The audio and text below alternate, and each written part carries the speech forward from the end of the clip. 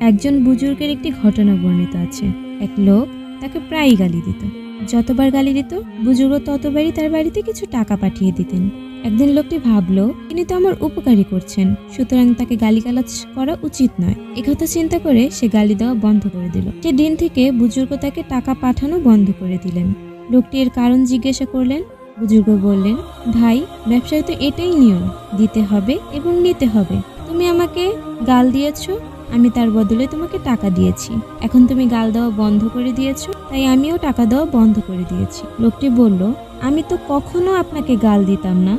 বুজুর্গ বললেন, তুমি যতদিন আমাকে গাল দিয়েছো ততদিন তোমার ইবাদতের সওয়াব আমি পেতাম। বিনা পরিশ্রমে আমার অনেক সওয়াব জমা হতো। এখন তুমি গালি দেওয়া বন্ধ করে দিয়েছো, ফলে আমার আর সে উপকার হয় না, তাই আমিও তোমার উপকার করা বন্ধ করে দিয়েছি।